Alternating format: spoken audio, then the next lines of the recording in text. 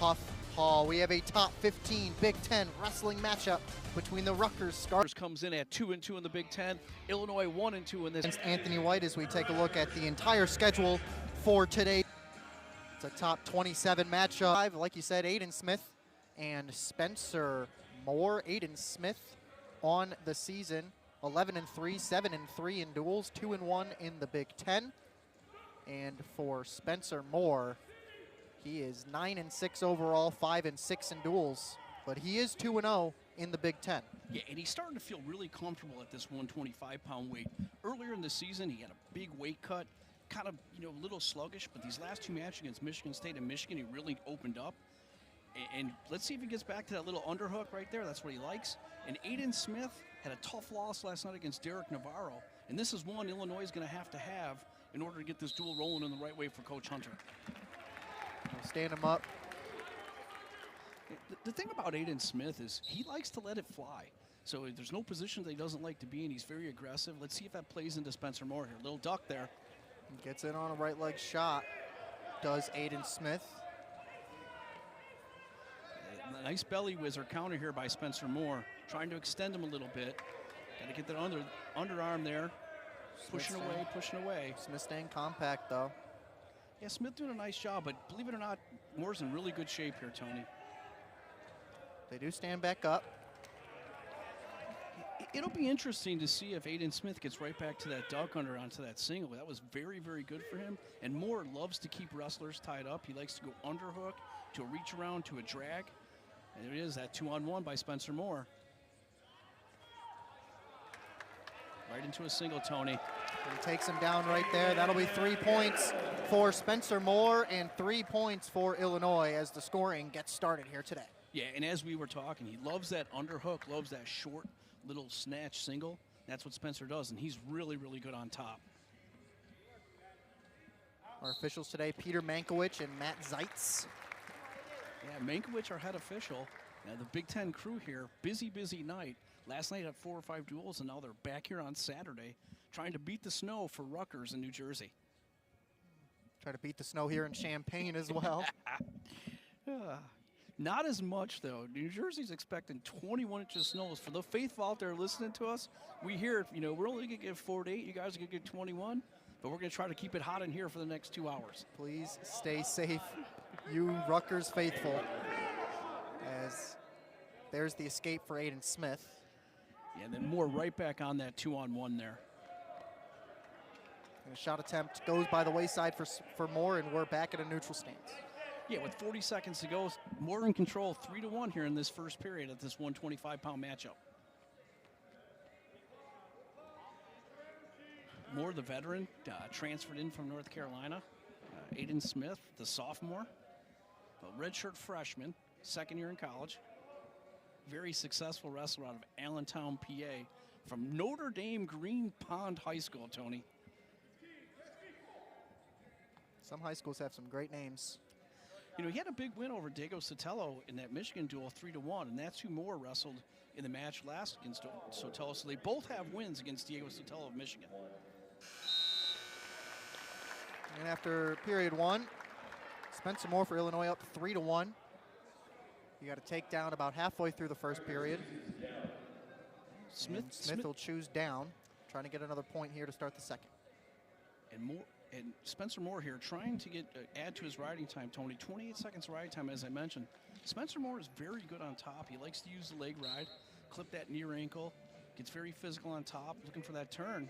Oh, he adds something to his arsenal here, a little sit back. Talk about physicality on top. Looking for a tilt. Tries it again. This time Aiden Smith tries to roll out of it, but ends up right on his stomach. Yeah, it looks like, the Spencer Moore line, I've seen something here. Spencer Moore's riding that little crab ride and that suck back to a roll. Now he's in control, as we said, Tony. Likes that leg ride, and he's got it clipped hard. Yeah, look at that left leg of Spencer Moore. It is locked right into that right calf.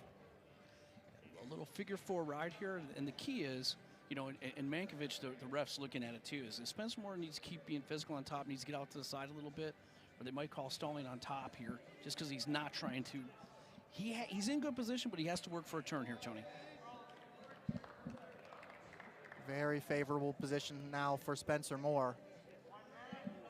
And as he gets to 1 minute and 30 seconds of riding time, this is where Spencer Moore likes to do his damage, is right on top, be in control. And, you know, what isn't talked about enough is what it takes. There it is. There's that stalling call against Aiden Smith.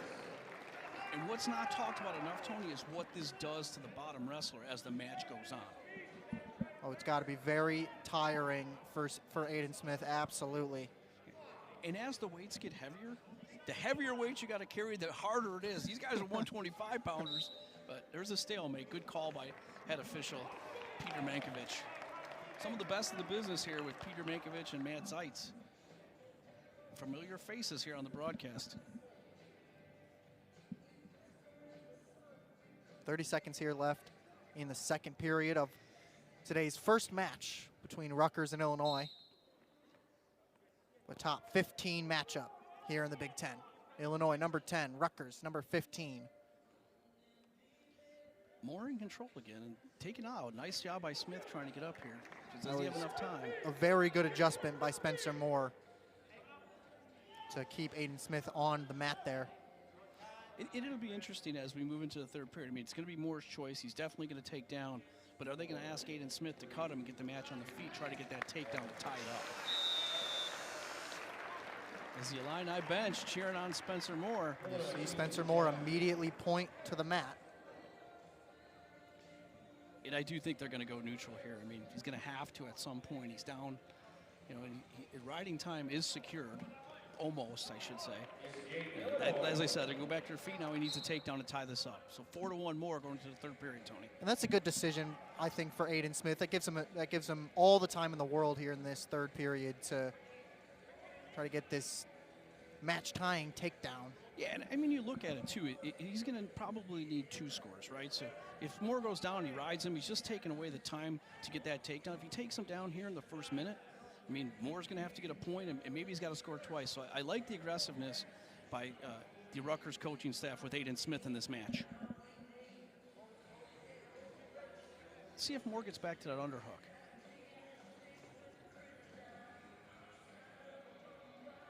Got that nice 2-on-1 here, Tony, on Aiden Smith's right side. This is where he likes to go to work. Bit of a slow match here to start, especially for a 125 matchup. Maybe it's the temperature inside. A little chilly in here today. You with your sweater on. I got my T-shirt on underneath my dress shirt. It's a little cold in here. And Spencer Moore looking to get it started. And the headgear comes off. There goes the headgear. See the little move by Spencer Moore to get it out of there just in time for Aiden Smith to come back.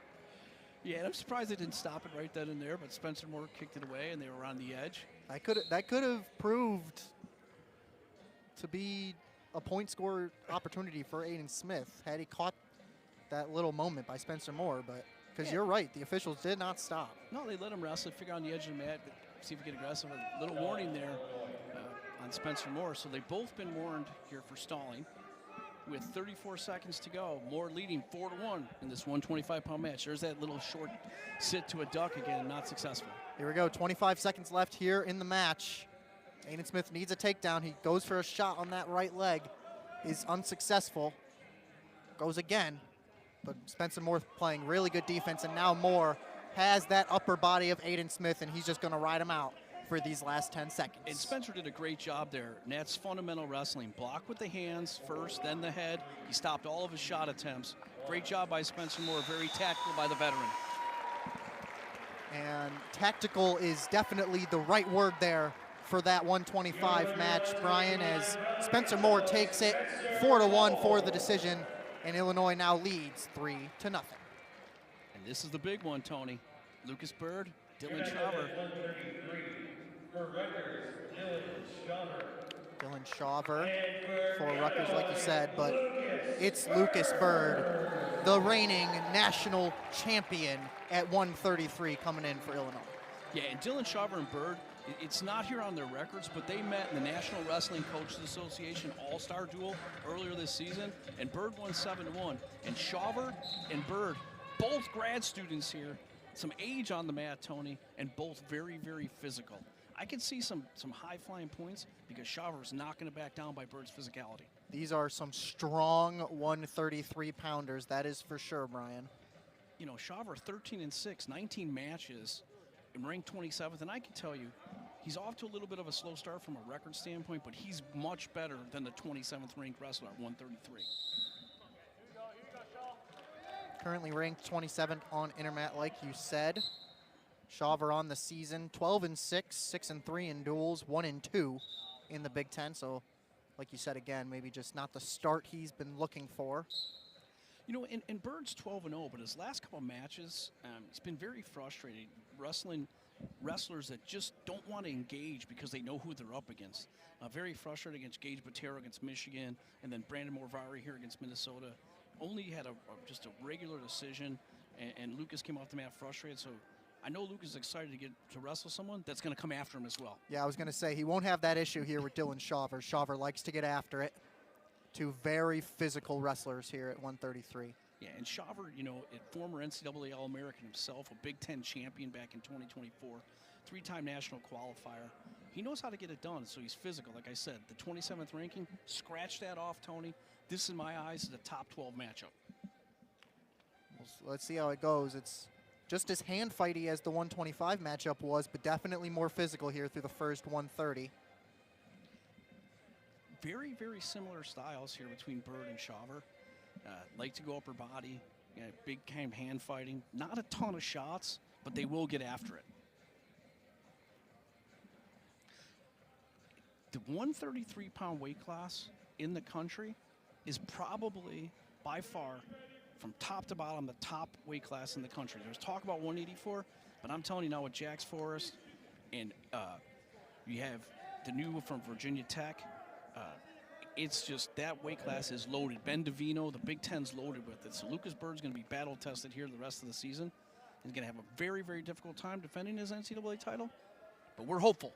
It's definitely the deepest weight class in the country, and that's, I mean, Dylan Shaver at 27 is the proof you need. Just a click over 30 seconds here, Tony, in the 0-0 match, feeling each other out. The Cincinnati, Ohio native Lucas Bird unable to find any opening on Dylan Shaver. Somewhat expected here in this first period. Feeling each other out. They've wrestled a few times. Like I said, Bird coming off that 7-1 win, and you know, like Shaver 13-6. Happy to be 0-0 here in the first period with Lucas Bird. Late shot attempt there by Bird is the only somewhat successful shot attempt of the first period for either side, as he'll choose down. That shot attempt, however, coming much too little too late in the first period. That was nice, though. It was a nice misdirection single, and as you said, Tony, we'd like to see that with some more time on the clock. Lucas right up to that tripod that he likes. Oh, right back in on a single. No escape here. That was a very good reversal there by the reigning national champion. Just turned his hips and got around on the backside of Shaver. So maybe no takedowns, no shot attempts yet. Like you were saying, you wanted one, but they haven't stood up yet. But 2 points for Lucas Bird. No, it was, you know, he had a nice little tripod sit. He's looking over to the bench, and he cut him, but they want some riding time here on that nice claw ride. And this is where wrestlers seem to get comfortable just staying down there. Lucas not turning them, having a difficult time. But when you wrestle someone that doesn't engage, it's very hard. You know, but Shaver will open up here because he's a gamer. He's not going to go down without a fight. As you see there, he rolls out of it, gets an escape, almost had that leg of Lucas Bird, did Dylan Shaver, but Lucas Bird able to stand up and get out of it. So good move for Shaver to get out, but could have been more. Yeah, and Bird did a nice job there giving him one, not two, because it looked like a similar reversal situation as Bird had earlier in the period, but nice job going, you know, just giving up one, and that's what the coach wants, one, not two. And physical wrestlers getting even more physical here in the second period. 35 seconds to go, and it'll get, there's that stalling call when he goes to that underhook, Tony. That got a rise out of Rutgers coach Scott Goodale. He's off the bench telling, you know, Shaver, he's got to go, he's got to go. Just under 30 seconds here in the second period. There is that shot attempt by Shawver, unsuccessful. 20 seconds to go in this front headlock series. And Lucas Bird just so good in these types of situations. And he likes to run this two different ways. He's trying to get his head there, and he's trying to get him to throw by, but he's also so strong, he loves to go to an underhook. You saw Lucas Bird there just trying to work around the body of Shawver there, and that's textbook Lucas Bird, but great defense there by Dylan Shawver to keep this a 2-1 match here going into the third period. Oh, interesting. Very interesting. 2-1 match. Instead of going down, they take neutral here. So Shawver could have went down and with an escape could have tied the match, but no hesitation by Shawver or Goodale to take the neutral in this position. Interested to see if Lucas gets back to that cross single here. He tied up with the left, went to the right. I don't mind the decision to stay neutral there by Rutgers. Lucas Bird already at 37 seconds of riding time, so they would have needed an escape within 23 seconds. That's a great call, Tony, and that's why we're partners. It's awesome. I wasn't looking at that. Getting caught up more. There's the point, though. There it is.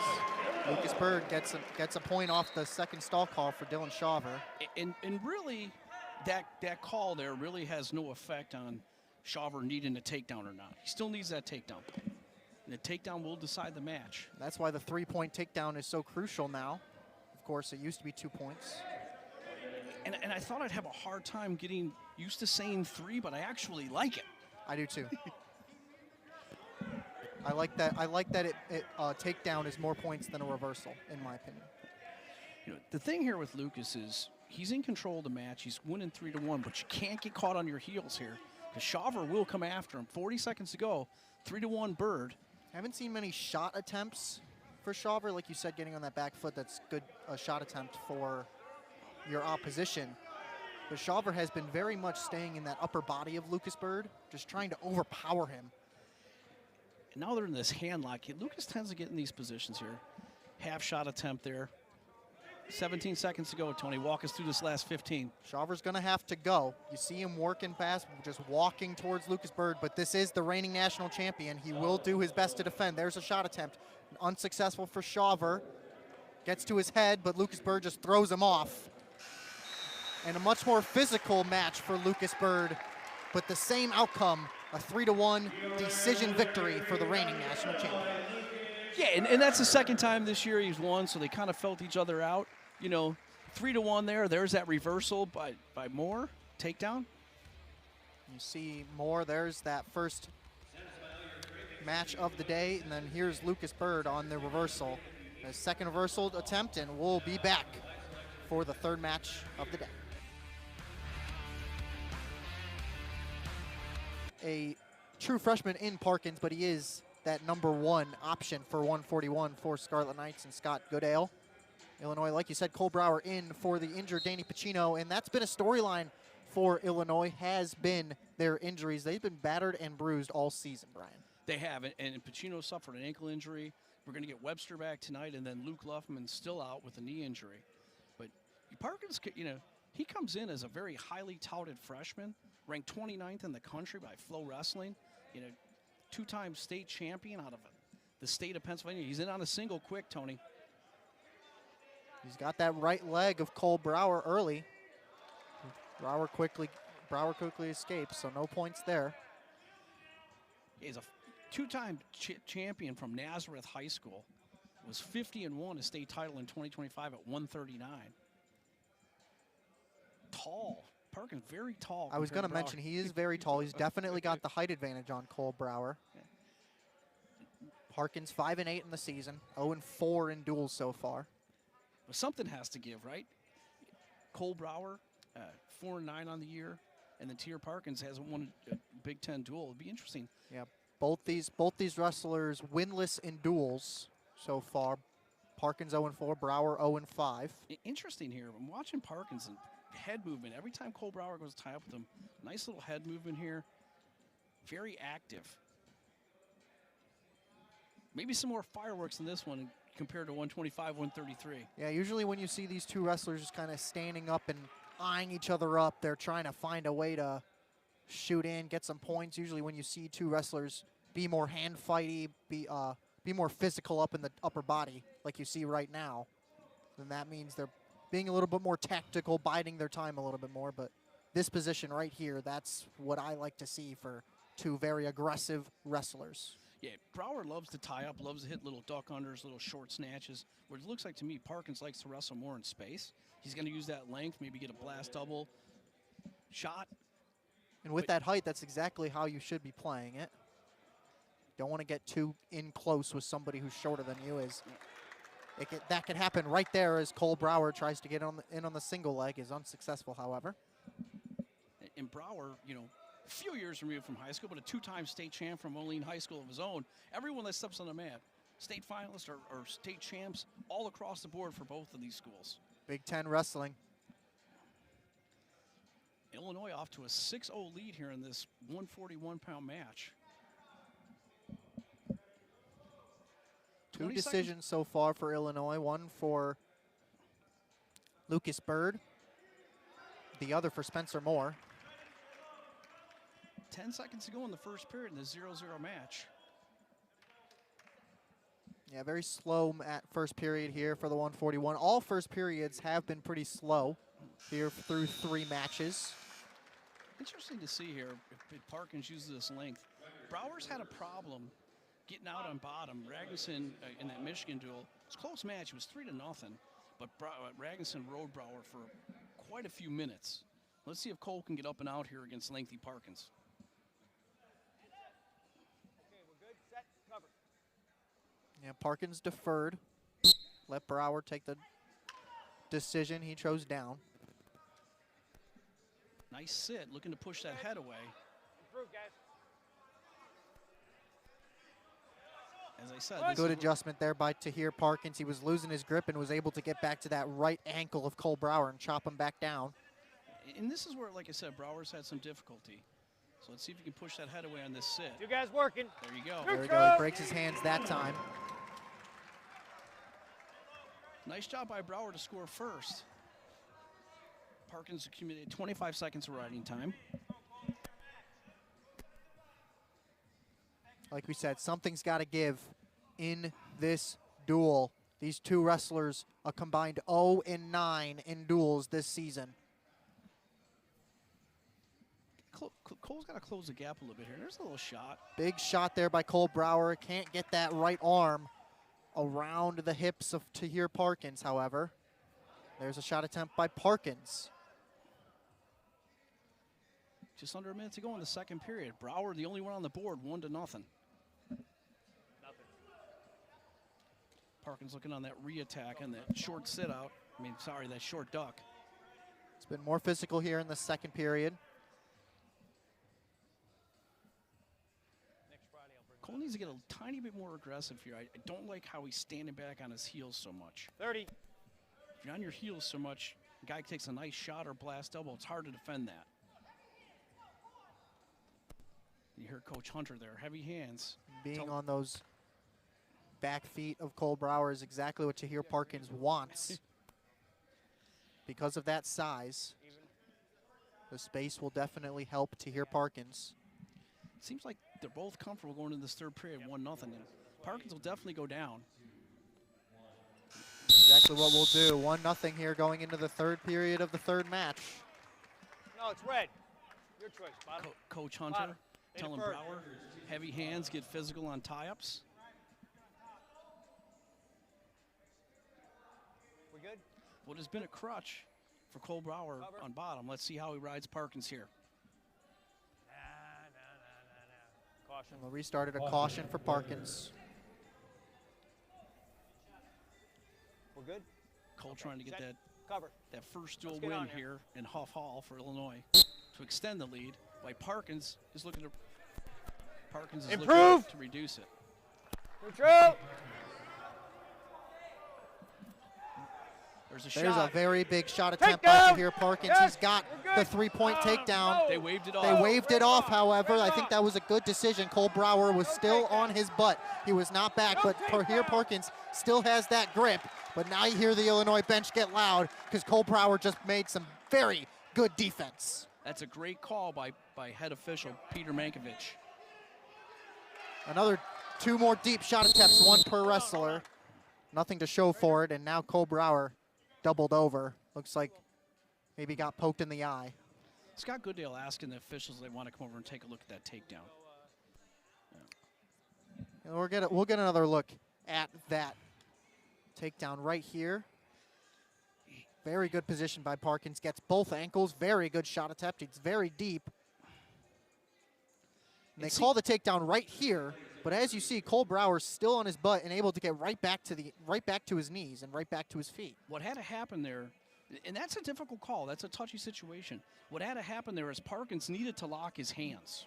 Needed to lock his hands behind the back and squeeze and try to get that. Now, they took Cole Brower to the back to evaluate him for a concussion, which could be a huge turning point in this duel. Similar to the situation that happened at Cannon Webster against Minnesota. Injury default. Here, let's see if we can catch it real quick. Well, there is the apparent. This is the takedown. They call it right there. And as you see, his hands could have been clasped, but they weren't. Instead, he goes back to the thighs of Brower, and they wave it off. Let's see. So good call by you and the officials, Brian. But like you said, let's look to see where this injury comes from. As they just kind of come out, maybe. Do they re-attack? This little oh, it's right there. I think they banged heads. I think it's going to be on this Zahira's shot when he popped right there. So Cole hit a little sprawl, and Tahir's head came up. Very, very similar to the Cannon Webster situation. Came up and just hit him kind of under the chin, maybe in the jaw. Let's hope Cole's all right. We got 1 minute 24 seconds to go in this 1-1 match, 141-pound match. Very close for both of these wrestlers. Tahir taking a seat over here. See one more time. Here's right there. I think it's when his head comes down, it hits him on the top of the head. The official blocked my view from there. If you can get it one more time, you can see where on the shot attempt, and he comes up, and Cole gets hit underneath by the top of Tahir's head.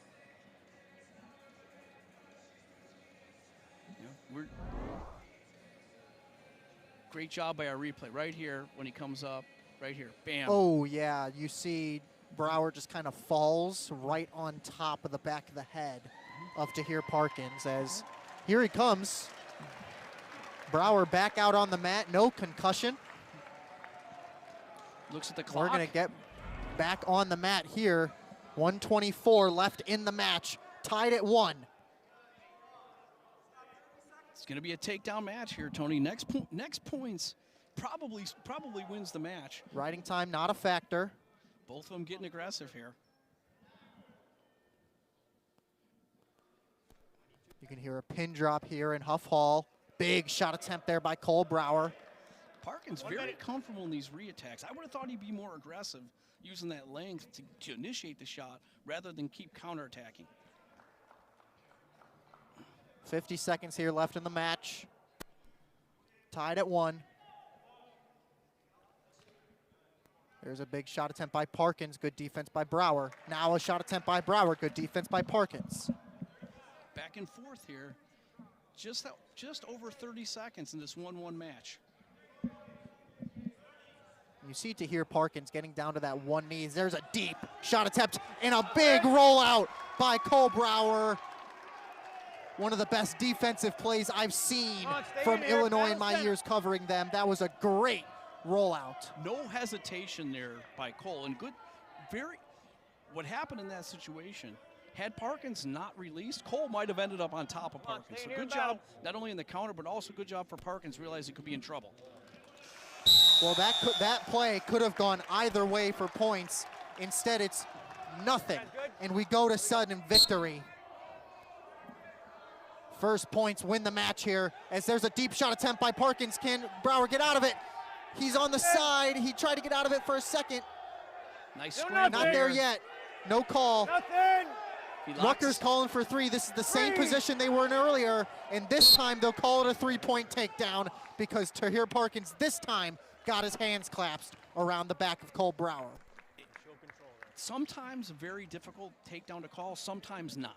And the second time he got into it, he locked his hands. Parkins did a nice job, secures the first victory for Rutgers, gets his first dual victory, and gets him on the board, 6-3. And we got a duel here now, Tony. Yes, we do. The first career collegiate dual victory for Tahir Parkins, but there's that rollout by Cole Brower, the play of the day for either side. But then we'll see the takedown as well after that. We'll see that later on, but Parkins clearly the aggressor in the match, but now we're going to move right to this 149-pound match. Michael Geoffrey against Andrew Clark. This is definitely the most evenly matched matchup of the day. 27, Michael Geoffrey against 31, Andrew Clark. Geoffrey, the transfer, just became eligible after Christmas, looking for his first home Big Ten dual win, Tony. Similar to Spencer Moore. Geoffrey, the transfer from Virginia, but all the way from California. And this is not the weather that Michael Geoffrey had hoped for coming from California.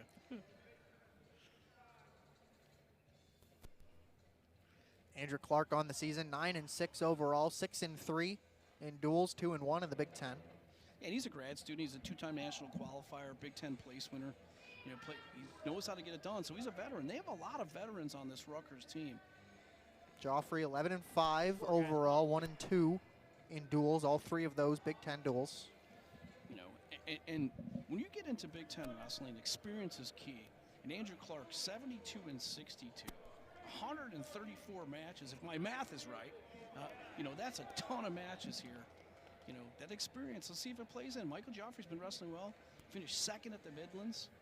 Had a tough match here against Minnesota. Well, we mentioned the height advantage in the last match. I just want to mention it again here in this match. Andrew Clark has some inches on Michael Geoffrey. But it looks like Andrew Clark trying to play it a little differently than Tahir Parkins. Looks like Andrew Clark wants to be in up close on Michael Geoffrey. He's going to tie him up here. Michael's, you know, I got to see him wrestle at the Midlands. Very impressed with the way he wrestled there. And not sure if the bright lights of his first Big Ten match with Minnesota got to him, but he's back here in Huff Hall trying to get back on track. I thought they were going to call a stall call on Andrew Clark there. He went with the underhook. He goes with the underhook again. Maybe a stall call here as they will stand him up. Get an offense going. Let's go. Yeah, stalemate there. So basically, you know, head official, tell him let's get some action going. Stalemate, my apologies. And Rutgers, Andrew Clark, trying to even up the score here for Rutgers. 6-3, Illinois still in control. Geoffrey and Clark, 149.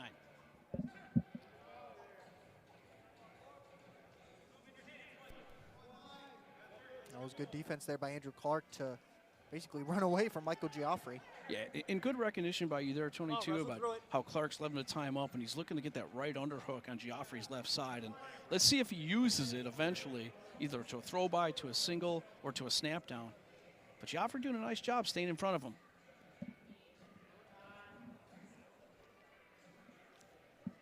Well, that period flew by. I was looking up at the clock, and I thought we still might have had some time, but first period comes to an end, and it's 0-0.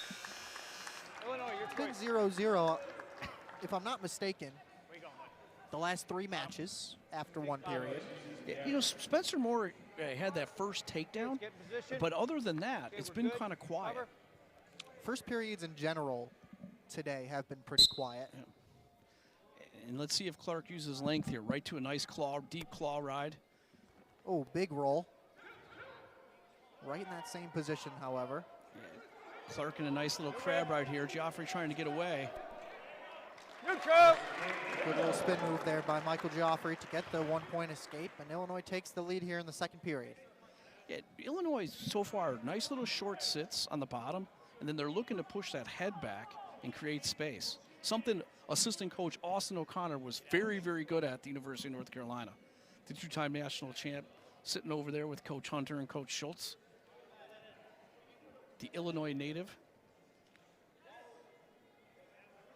Exchanging underhooks here, Tony. Yeah, they may call another stalemate here, but they back off, so no call.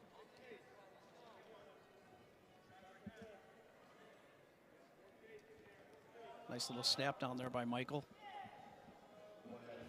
And in a first half of slow matches, this has absolutely been the slowest and most tactical match today so far. Not very many shot attempts for either side.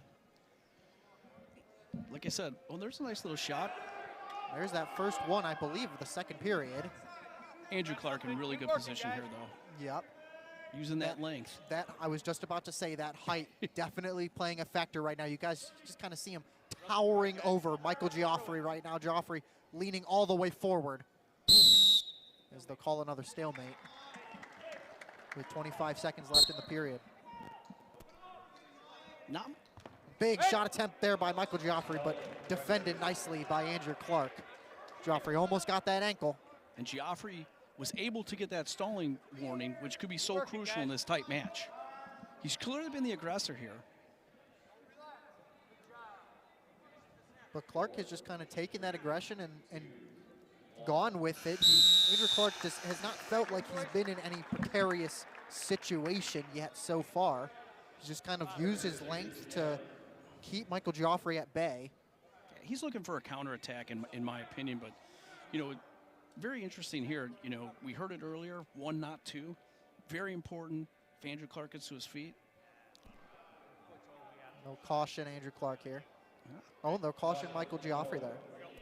Yeah, it really wasn't set on the elbow, but, you know, 1, not 2, as we said, is very important here. Give him 1, no 2, keep the match, you know, a 1-point match and see what happens, get the match on your feet.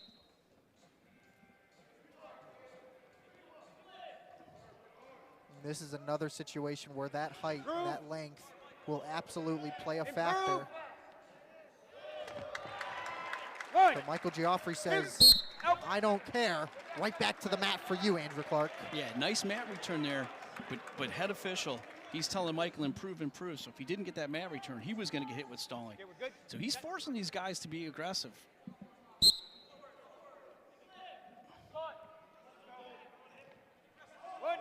There's the no escape yet. There it is. There's the call for Andrew Clark. So this match tied up at 1:35 left.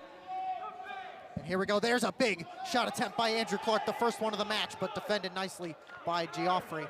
A nice re-attack drag there by Michael Geoffrey, looking to get behind. And it'll be interesting who opens up. Clark on a counterattack or Geoffrey on his attack? That was the biggest, by far, shot attempt by Andrew Clark here in the match. First one to show any substance. Come on, guys, wrestle through it. Now you can hear Stalemate, guys. the official Peter Mankiewicz saying, "Wrestle through it." They've already called us. They've already called a stalemate, like you said. Geoffrey on a stale warning. Less than a minute to go here. Still tied at 1. Already had a match go to sudden victory at 1 in the last match. Down to under 50 seconds now. A lot of hand fighting here.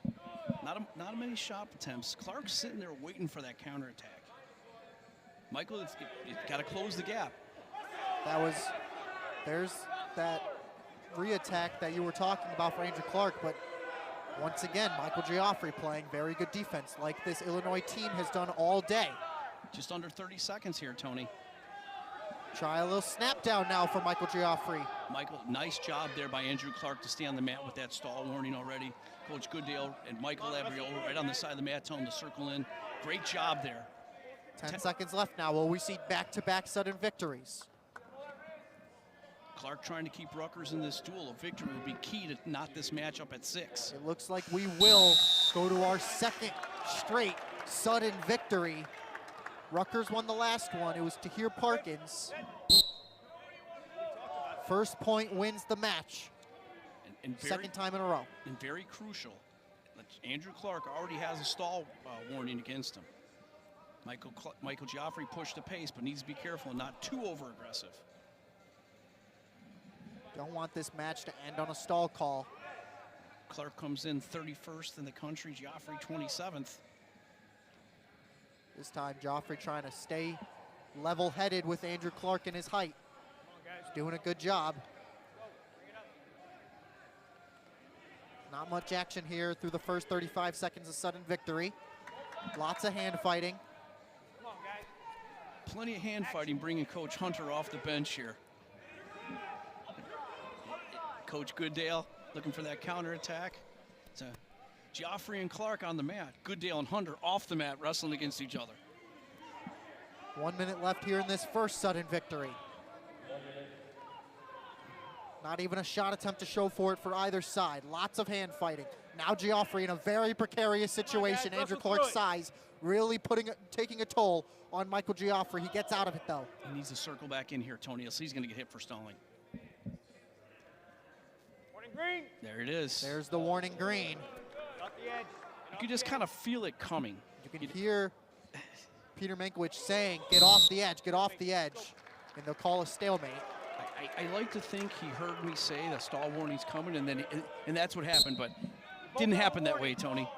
But Geoffrey, Clark, 30 seconds in the sudden victory.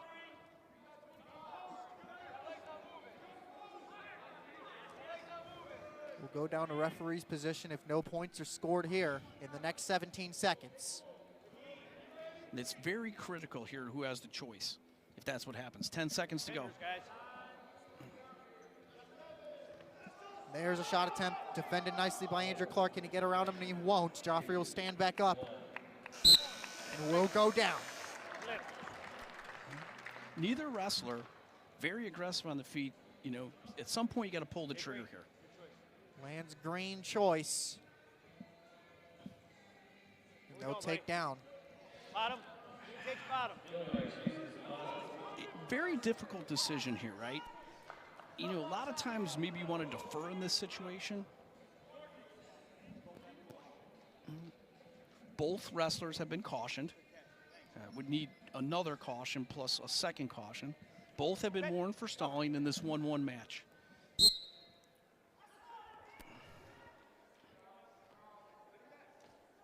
Improve. Improve.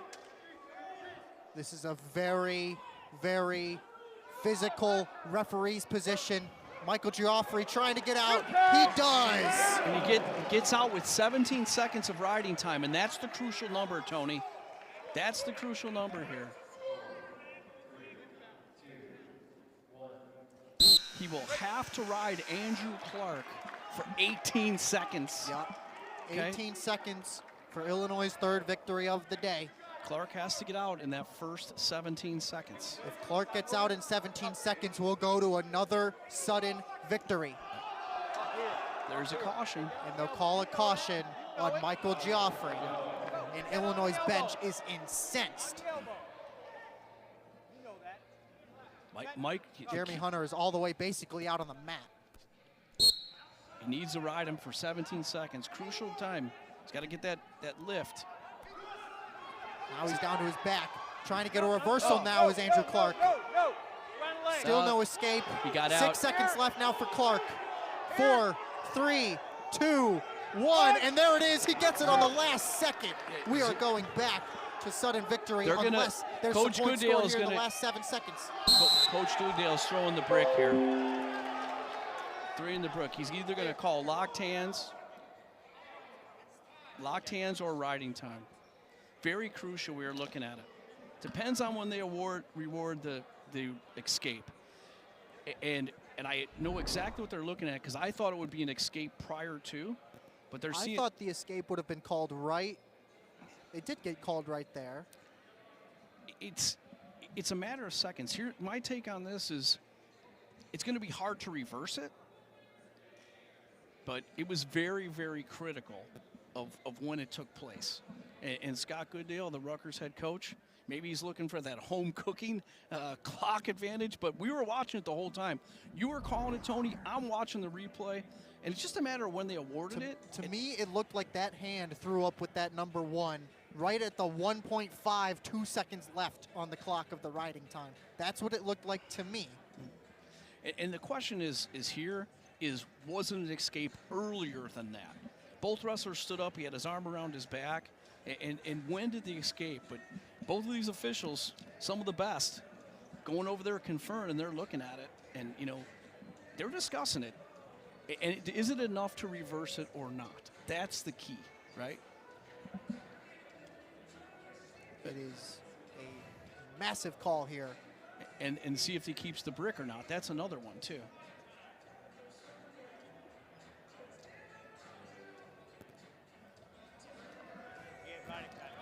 Whoa, whoa, whoa, whoa, whoa. There's still time left on the clock. There's still time left on the clock, as Coach Medlin and Hunter. The match is not over. 4 seconds left, correct? There's probably, if they awarded the riding time, the riding time was ever at 17 seconds. There's something that there's not right. There is arguing going on all over the mat right now. There was 17 seconds of riding time on the clock. And if they erased the riding time, I wouldn't know why they wouldn't go back to more 17 seconds of riding time, and then he got out. Coach Jeremy Hunter for Illinois has gone around, talked to both officials, talked to the coach, talked to the bench, and here we go. 4 seconds left, 3 seconds, still tied at 2 is the match. And we'll go to a second sudden victory. The match is over. They'll call it for Andrew Clark. Very confusing. I'll be honest, I'm confused, Brian. Well, see, here's the issue. The issue is there was 17 seconds of riding time. So if they go back to Brower, there's Brower's escape. We can get back to that second. We'll talk about this confusing end of the 149 matchup when we get back on Big Ten Plus after this quick break. We're knotted at 6, though, going into 157.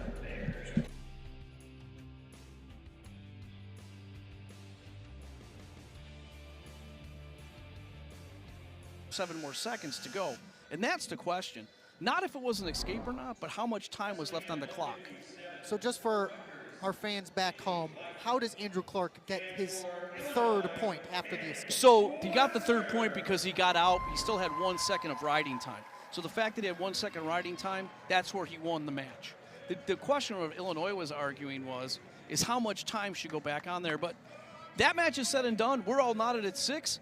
And Cannon Webster back on the mat for the Fighting Illini. There we go. Let's end out this first half of this duel with Anthony White and Cannon Webster, like you said, back on the mat for Illinois after missing the last 2 duels for the Fighting Illini.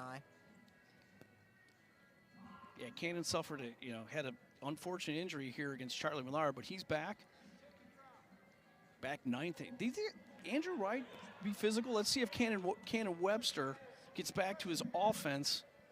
And Cannon Webster's super hard to score on. And there it is. Nice little re-attack. He's got that right arm of White there. Now he'll just snap him down to the mat and try to work. But not enough room as they'll go out of bounds. Another veteran here for this Rutgers staff. Yeah, another graduate student. Yeah, White 9-5 on the season, 7-3 in duels, 2-1 in the Big Ten. Yeah, ton of experience too, 47 and 44. And that mat experience was big for Andrew Clark. And for Webster, Cannon Webster, he's 12-2 on the season overall, 8-2 in duels, but in his only Big Ten duel, he did lose. Yeah, it was an injury default to Charlie Millard, and unfortunate. Correct, right. That was the injury default to Minnesota. Yep. His only 2 losses on the year were the injury default and Tamira Shapiro. He's one of the top 5 wrestlers in the 157-pound weight class from Cornell. Webster donning a new headgear. Haven't seen that headgear for Cannon Webster.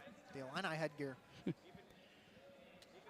He might have broke that out for an old one here with the eye painted on. It looks a little old.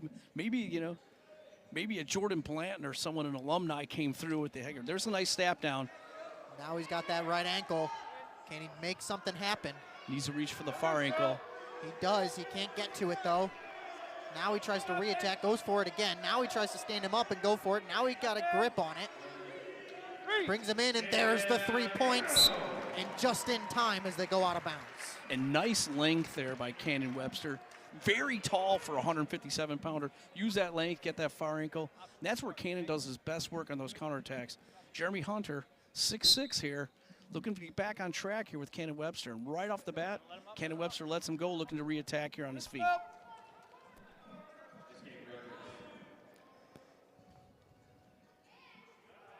So Webster right back to what he's been doing so good in his career. As there's maybe another takedown. Got to get to that right ankle again. Can he reach for it? Good defense there by Anthony White.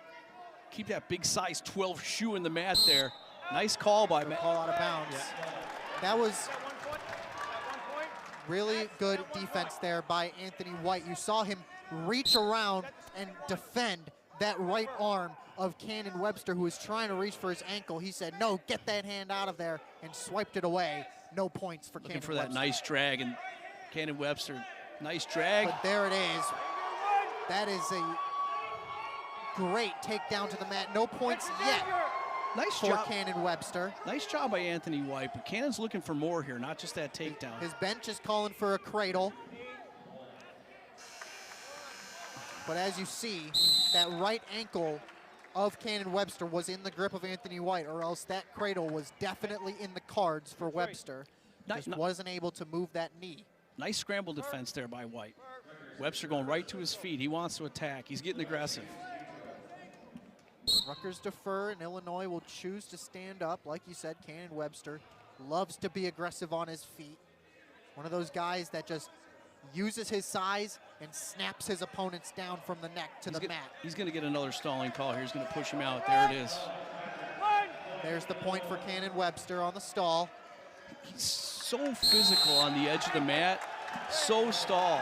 And there's another stall call and another point for Cannon Webster. I was just about to say, Brian, these stall calls on Anthony White are, I don't think, to the fault of Anthony White. He is just being dominated physically by Cannon Webster right now. There's nothing he can do. Cannon Webster's bigger, he's stronger, and he's faster than Anthony White right now. He does such great work on the edge of the mat. He's so big. He's got huge hands. And he just keeps hand fighting, and pushes and works the edge of the mat better than anyone else in the country, in my opinion. Not to mention his speed. Just feels like every time that he does something, Anthony White is just a step behind. As there's another three-point takedown for Cannon Webster. Like I said, just looked like he ran around him and got the takedown. Cannon's going to play a little catch and release here, Tony. Looking back for that arm drag. And that plays right into Cannon Webster's strength. And get behind that far armpit and get behind him for another takedown. There's the points, and now Illinois is looking for some bonus points. They're up 9. He's looking for that tech fall. He needs one more takedown and re-attack. 30 seconds to go. Cannon was looking for a cradle. Cannon, not much of a turner on top. Does most of his work on his feet. Here, he's going to push him out here, looking for another call. Good job by White to take a shot. 2 more takedowns and re-attacks. My apologies. Nice job by White there, though. Yeah, White's got some good position on that ankle of Cannon Webster, but his back is turned to him, and there's just really nothing he can do from that position. So they'll stand him up. The next stall call will be 2 points against White. 10 seconds. They're just going to feel each other out here. Webster's so physical in that hand fighting. Currently the major decision in the cards for Cannon Webster, but he's looking for more bonus points. Okay, go neutral. They'll go neutral. Plays right into Cannon on that re-attack. Yep, he goes immediately into that shot.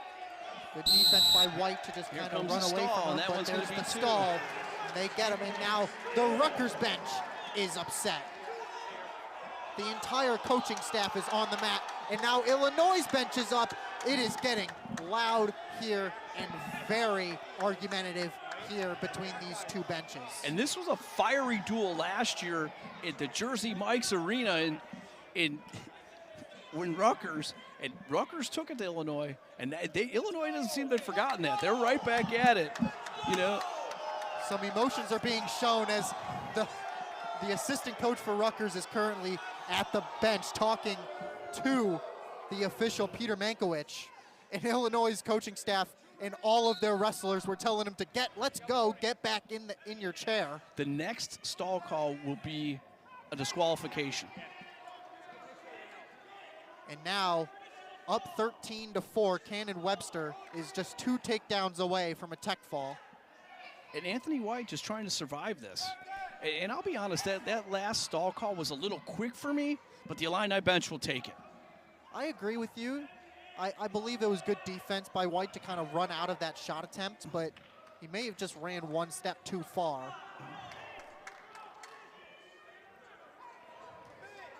Now White just trying to defend the bonus points as he gets a pretty deep shot attempt, but unable to grab the legs of Cannon Webster, who just reattacks on White, and he's got that left leg deep.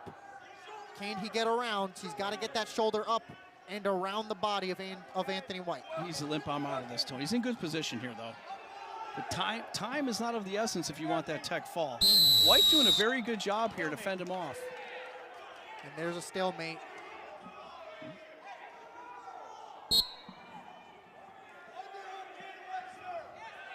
Got that underhook in there. Yeah, the bench was calling for it. 40 seconds left now. White doing a nice job here, though. Doing a really nice job here as he gets those stall calls. He's going to try to get that little drag again. This is a very good job by Anthony White here in this third period. Maybe the match over and done with, but in a 6-6 duel, you want to defend as many points as possible. No riding time here, so we're 13-4 major. Not enough time to get those takedowns. Commend Anthony White. 2 takedowns away and 1 stall call away from a 6-point decision, 5-point for the tech fall, 6-point for disqualification. And Anthony White does his job for the Rutgers Scarlet Knights. 13-4, the first bonus point victory for either side. Cannon Webster gets the major decision, 13-4, gives Illinois back the lead as they'll go into halftime 10-6.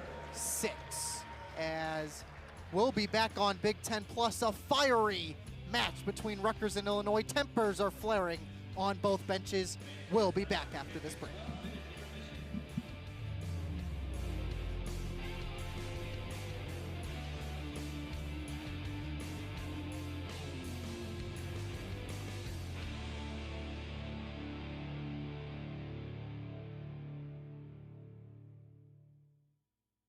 Does a great job. And we're 10-6, but it's Andrew Barbosa, the freshman out of California, against Braden Scholes, 11-4 for the Illini.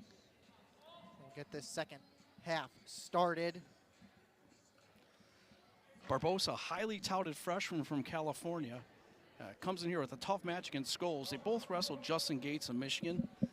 Barbosa won 6-3. Scholes tech-falled Gates, but Barbosa, hey, they grow him tall in Rutgers. Every one of these guys are taller than the Illini guys. This is the top 20 matchup between these two guys. Andrew Barbosa coming in at number 20 as he gets deep on that left leg of Braden Scholes, ranked 8th per Intermat. Yeah, Barbosa. There's that 8th rank coming into play as he just wiggles right out of it. Stands right back up. Yeah, Barbosa, the 40th recruit in the country, all the way across country from California into New Jersey. Probably not liking this weather too much here, Tony. He's liking his record this year. He's 10-3, or 11-3 rather. My apologies. 4-1 in duels, 3-0 in the Big Ten. He's had some really good wins too, beating some top-ranked guys. Noah Mulvaney from Bucknell had a tough match against the freshman Will Denny. And for Scholes, he's 11-4 himself, 9-3 in duels, and also undefeated, 3-0 in the Big Ten. Scholes tends to get off to a slower start, but once he opens up, the points come in a flurry. Last 2 matches, Braden Scholes 17-2, 18-4, 35 points. But we're all knotted at 0 with a minute 23 seconds to go, Tony. Yeah, Scholes, a very good second period wrestler. He tends to give up the first takedown, and it just seems to open things up. We talked to Coach Hunter. Coach Hunter said he'd prefer that not happen. I think every coach would, but if you're ending matches 17-3 and you give up that first takedown, I don't think there's much discussion over that. A good job by Barbosa here, feeling Scholes out. There's a deep shot attempt, both legs for Andrew Barbosa, but Braden Scholes just stands right up. Braden Scholes, one of the few Illinois wrestlers to be able to combat the size of Rutgers with the size of his own, as now he gets a big takedown as he swipes that leg. Yeah, nice high crotch there by Braden Scholes. Nice in tight shot. Went to a high crotch to a high single. Was able to take him down. 30 seconds to go, 3-0 lead. Yeah, there's that early start for Braden Scholes. You were saying that the coach Jeremy Hunter has been wanting as he gets a big bring back down to the mat there.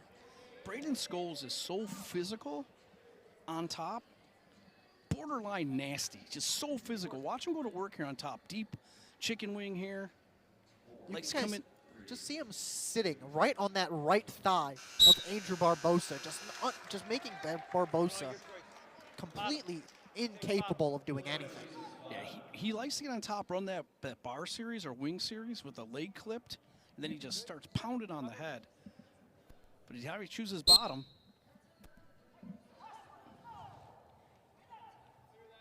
Gets right to his feet. Nice No try. grip yet for Barbosa. Improve. Improve. And quite an easy escape there for Braden Scholes. See if Scholes gets right back to that high crotch. Barbosa has been aggressive, though. He's been in on 2 or 3 shots, but Braden Scholes' defense has been spot on. There's a nice little duck. Immediately attacked back by Braden Scholes, but good defense here by these two wrestlers here early in the second. Yeah, Scholes just kind of taking a little half shot there, I think, setting up that high crotch one more time.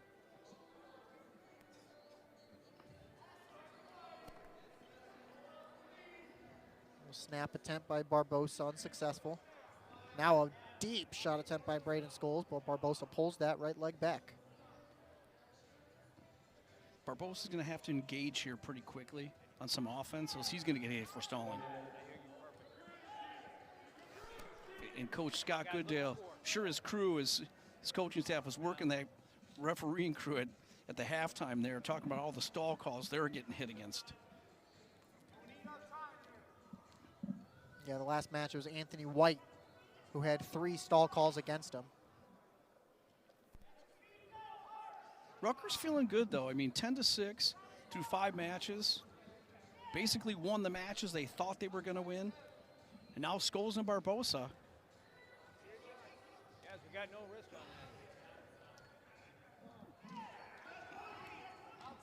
that. You got to think those stall calls for White in the last match. If none of those stall calls are called, it's not a major decision. No, you're absolutely right. But that's where Cannon does great work. Barbosa doing a nice job here against the 9th-rated Scholes. 8th-rated Scholes. So pretty uneventful second period there. Braden Scholes immediately gets the escape out of referee's position, but not much more happens there as this time Barbosa will go down. Good little roll there by Braden Scholes, keeps him there, but back to his feet for Andrew Barbosa. Able to break that grip. Can Scholes get back to it? He can, and brings him down to the mat. Good defense there by Scholes. Nice little mat return. And as our fellow announcer Shane Sparks would say, a smack of the Resolite. Interesting here, though. You know, Scholes will stay on top and work, or are they looking to open it up? Once he gets to a minute of riding time, I think they're going to probably try to cut him here. I was just about to say, 2 more seconds of riding time, and Scholes will have another point. Barbosa needs an escape and a couple takedowns now as the riding time is up over a minute for Braden Scholes. There's the escape. He's going to need 2 takedowns here, Tony. And Barbosa's been formidable in front of him. I mean, hasn't given up. He's got 1 quick high crotch. There's a shot attempt. Can't get in on that right leg. Riding time secured for Braden Scholes. So the score now 5-1. As Scholes now gets around on that right ankle of Andrew Barbosa, who immediately gets around him and gets to that right leg of Braden Scholes. But now Scholes just able to scramble around and get a 3-point takedown there. 40 seconds to go. He needs another one. The bench screaming to let him go. 38 seconds here. Can he get the takedown for the major, or Barbosa fend him off? 6-point match right here. He's got the riding time. He needs another takedown for some bonus points. He's going for it. 30 seconds now. Andrew Barbosa has to defend that single point now for Rutgers. He's got that nice thumb block Really going. deep attempt there for Braden Scholes, but it opens up an opportunity for Barbosa now to get all hold of that left ankle of Braden Scholes. Scholes all sprawled out on the mat right now. 10 seconds left in the match. Looks like Barbosa will just hold on to that 1 point that Illinois cannot get for that major decision. But nonetheless, Braden Scholes wins it 7-2 and picks up 3 more points for Illinois.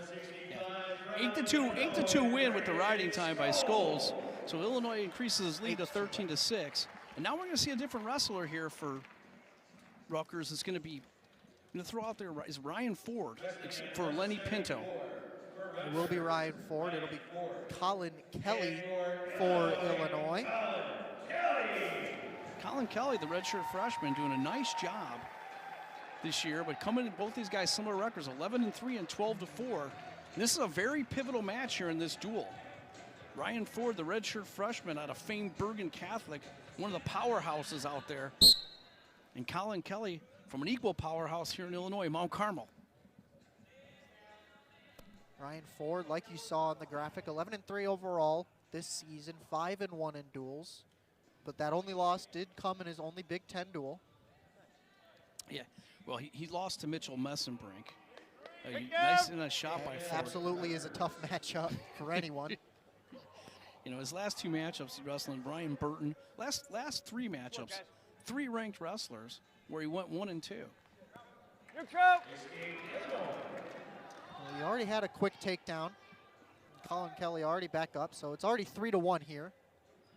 40 seconds into the first period.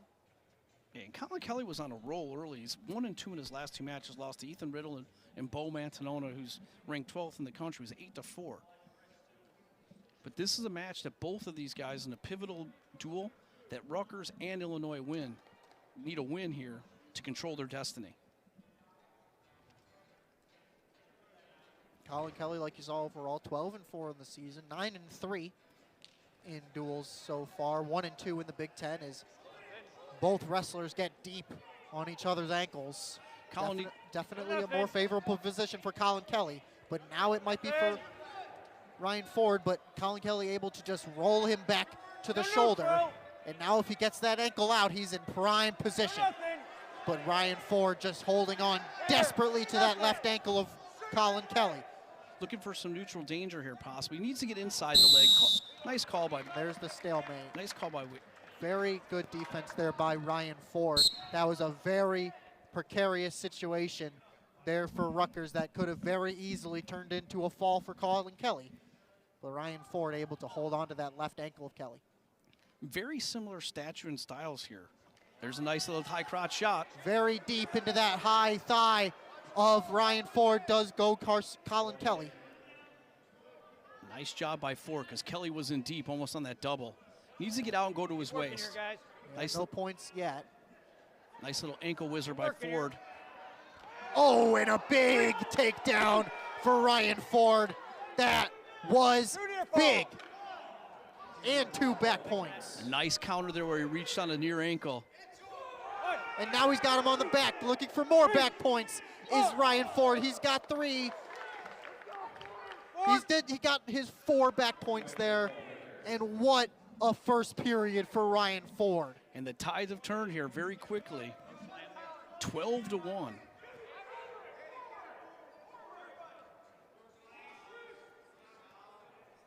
Like you said, Ryan Ford in his last 3 matches before this one, 3 ranked matches, went 1-2 in that stretch. Now he gets another one, 25th ranked Colin Kelly. And oh boy, what a first period for Ryan Ford. Yeah, great first period there.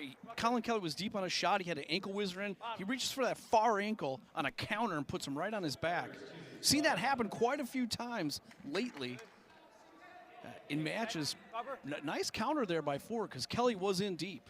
2 takedowns and a total of 6 back points in the first 3 minutes of this match for Ryan Ford. By far the most points we've seen scored in the first period yet in this match. So most points we've seen scored in any period so far today. And Ford looking to get Rutgers back here in this duel. Very pivotal 174-pound match between Kelly and Ford. Kelly will just let him up because Kelly needs points. But Ryan Ford immediately back into that left leg of Kelly. And Ford going right after him. And filling in nicely for starter Lenny Pinto. Still nothing. This could be a very difficult situation for Colin Kelly. But thankfully for him,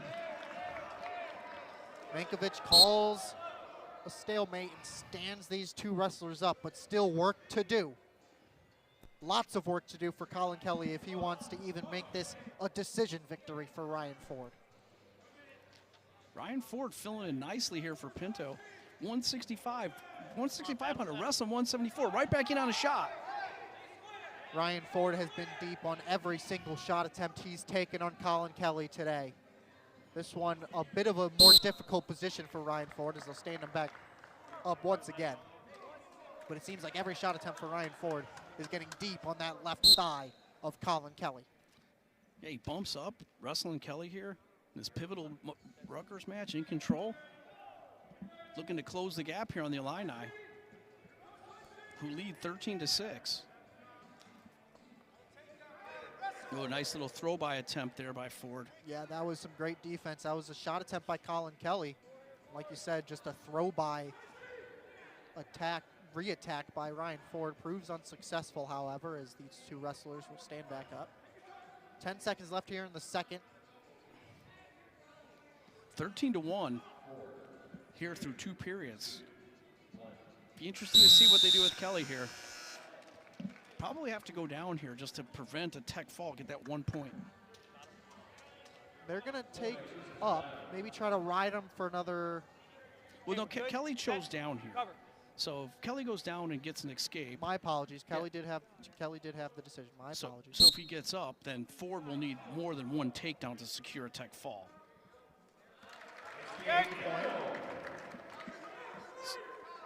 13-2. Ryan Ford flipping the script here against Illinois for Rutgers. Yeah, the best period so far for any wrestler here today. The first period for Ryan Ford, 12 points in a single period. Just on 2 takedowns alone.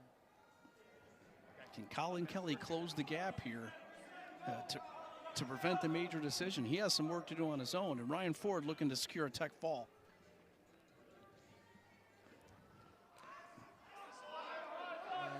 Really? Like I said, for Ryan Ford and his shot attempts seeming to be successful every time. The opposite for Colin Kelly. Ryan Ford has played perfect defense on shot attempts so far. Really impressed by Ryan Ford's defense. Really impressed. Here's another chance for some defense here for Ryan Ford, because this time Colin Kelly's in deep on that right leg of Ryan Ford. Watch that ankle pick again. That's how he scored them back points to secure the first takedown. Neutral. Kelly's got to let him go. There's a takedown for Colin Kelly. Immediately gets back up and immediately tries to go for the re-attack, but he... Still green! Still green! They're saying it's still green. He hasn't let him up yet.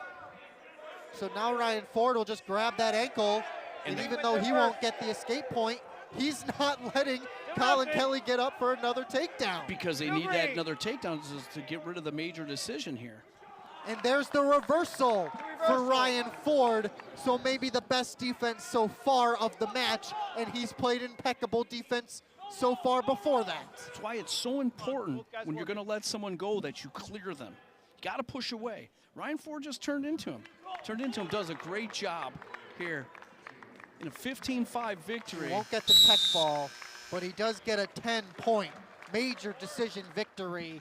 Does Ryan Ford, and Rutgers right back in this match, in this duel.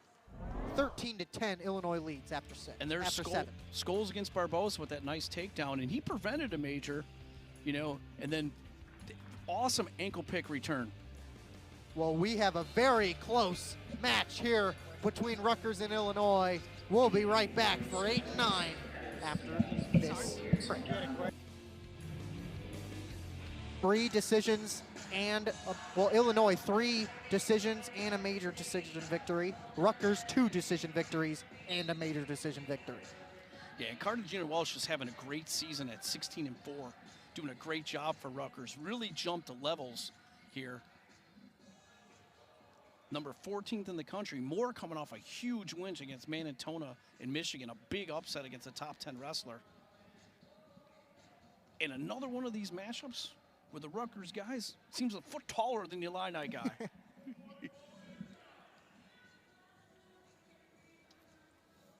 Chris Moore just 10-7 on the year, but he's had some tough matches. Had a stretch where he wrestled 7 ranked guys in a row.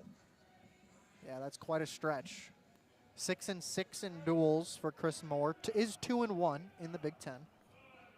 And for Cartagena Walsh, he is 16-4 on the season, 8-3 in duels, and 2-2 in the Big Ten. Yeah, and he leads the Rutgers team in wins. He's 2-3 in his last duels, but let's not get this confused. Brock Manitoba and Rocco Welsh, and I mentioned Manitoba, had a major decision against Cartagena Welsh where Chris Moore is coming off a victory. Will that have any effect? We'll see. I need some offense, guys. Come on, look the score.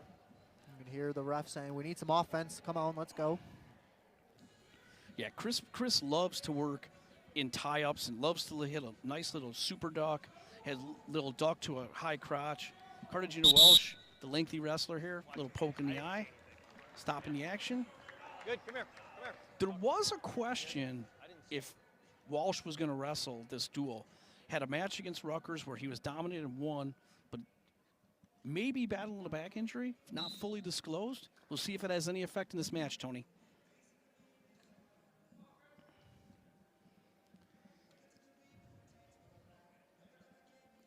Not much but hand fighting so far through the first 145. Yeah, Chris is a really, really good counter wrestler, but there, as I say that, he takes a shot. Proves unsuccessful. Man, really impressed with Ryan Ford's effort in that last match. Not to take away from these two, but what a turning point in the duel for Rutgers. It absolutely is a big turning point, too, because if you look at the rankings, this is the only match of the day where on the rankings, on paper, Rutgers has the advantage. And they're only 3 points down from tying this match up. Rutgers always gritty. Came into Northwestern, 30-10 duel. Now they come to Champaign after a big victory last year against the Illini. And, you know, this is the pivotal match. This could control the whole duel. This was the match that you had circled going into this duel, Brian. Yeah, there it is. There's that little super duck. Very quick, deep shot attempt for Chris Moore. He gets him up on the, oh, what a takedown. No points yet, but Chris Moore just had an emphatic mat, bring down to the mat. And he sits there. And he'll sit there, so no points in this first period.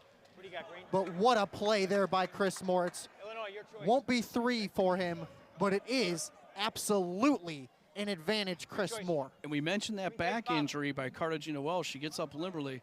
That brought 5-time All-American from Nebraska assistant coach Mike Labriola off the mat. Told him just to stay there and relax. Yeah, that is something also good to note. Coming into today, Shane Cartagena Walsh was a little bit injured in his back. He was not 100% going into today. But obviously in a 13-10 duel, the 14th ranked wrestler has got to be in this duel for Rutgers, but now he is in a very precarious situation as the red brick comes out. They're going to see if it was an escape or how they're going to do this here. Oh. And he picks it back up. He wanted to make sure. They're going to come talk about it. Sure. Once you throw it, Little question there by Coach Goodale. He quickly picks it back up. He realizes the ref made the right call. And they've been spot on. You know, a little question on that when that escape took place and the timing back on the clock, but other than that, these guys have been perfect.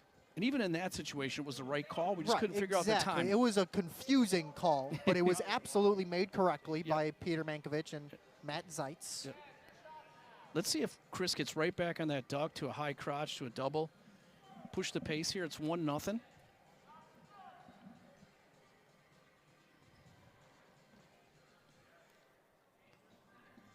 quiet in here in this 13-10 duel with these two highly ranked wrestlers. And it was not quiet earlier. The first half of this duel, there was some tempers flaring between these two benches.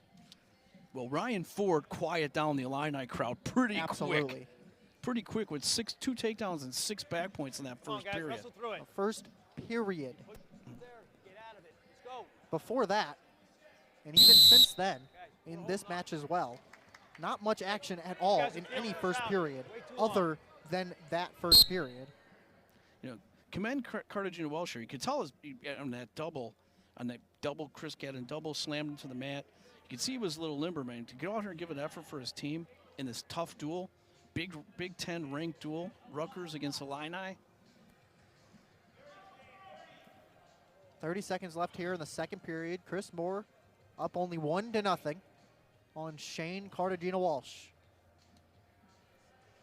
Yeah, it's just like you said, had a great season. See, 16-4. Before that, he was 23-13, 50-23 in his career. Even the hand fighting in this match has been slow, methodical. Well, Chris is an extremely good counter wrestler and likes to score from attacks in close, as we've seen as that duck to a single. So Walsh is going to definitely go down here in this 1-0 match. From Ocean Township, New Jersey, not far from Rutgers, in that Jersey Mike Center. Here we go. Set. Go.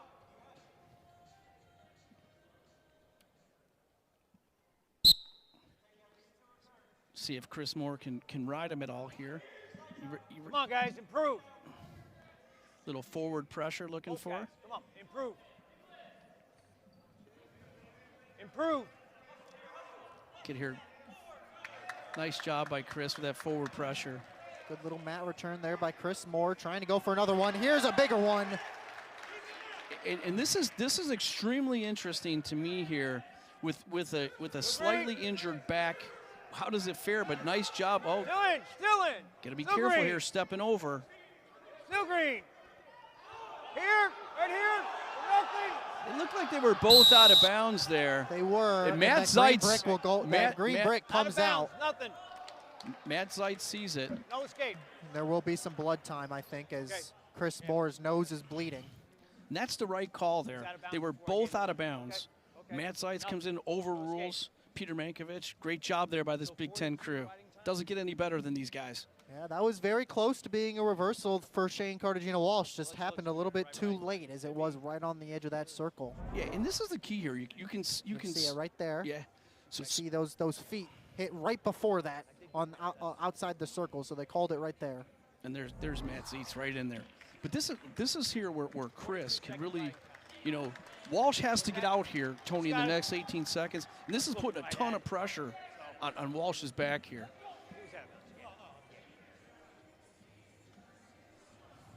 We're good. We resume action with a minute 18 in this 184-pound pivotal match. 1-0 Chris Moore with 42 seconds of riding time. Go.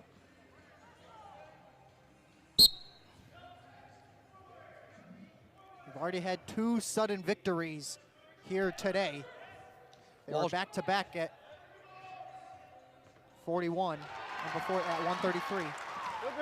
Nice. 41 and 49 rather. Because there's a big mat return for Chris Moore. And there's that minute of riding time that's so crucial here in this match. Trying to get another one. There's another one. He's got the entire Illinois bench on their feet. And definitely see that Walsh is not 100%.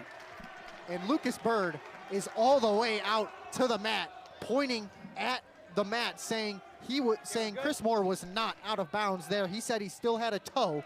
It doesn't matter. They'll go down to referee's position.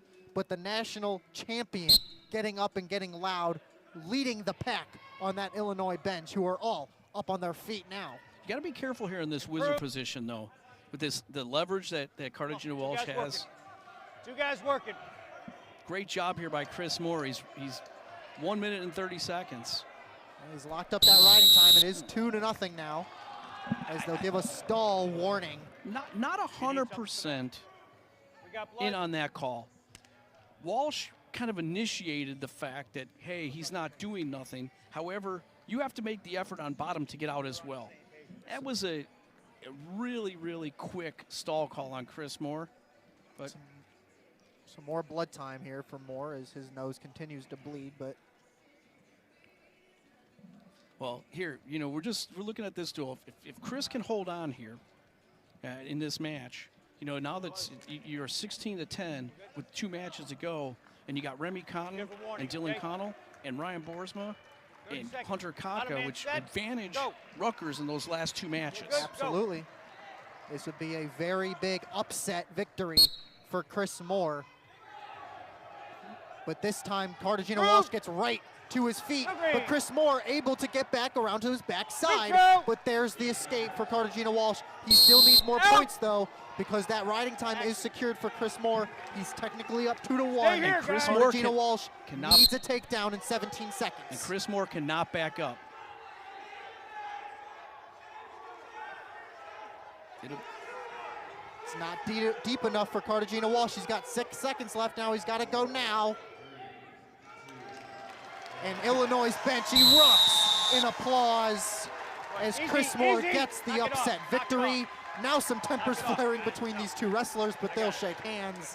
And Chris Moore gets 3 more points for Illinois as they go up 16-10. Big upset there by Chris Moore, but let's not let the celebration happen too early. We still got Remy Cotton, Dylan Connell, and Hunter Kaka and Ryan Boersma. And this is a big match for the Illini. Remy Cotton, the former Michigan State wrestler, coming in here at 9-3, ranked 16th, and Dylan Connell 7-7.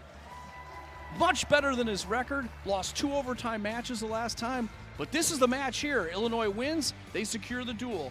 Remy Cotton wins, he puts all on the shoulders of their heavyweight, Ryan Kaka. Absolutely a down season for Dylan Connell, but let's talk about Remy Cotton. We talked about it in the open. He picked up 6 points himself in his last duel. He could tie it up with another fall right here, right now against Dylan Connell. Yeah, he wrestled 2 years at Michigan State, you know, where he was 13-14 and 11-5. Dylan Connell right in on a double. You got it. And that was a little too easy there for Dylan Connell. Gets deep on both ankles and turns around on Remy Cotton. And a quick 3 points for Illinois. Neutral. As now Remy Cotton immediately goes into an attack off the escape, and he gets deep on that ankle of Dylan Connell, and he gets a 3-point takedown after getting that second ankle. And takes the lead. And now Dylan Connell is down and not getting up. With a hip injury. Riding. It's the second time Dylan has had It looks like his knee, looks like the trainer's looking at his knee. second time in the last couple of matches that Dylan's had a knee injury. Same thing with Michigan State. As there's the replay, you can see he's already reaching for it as soon as the takedown happens. So Remy had his leg clipped and pushed him out and extended it.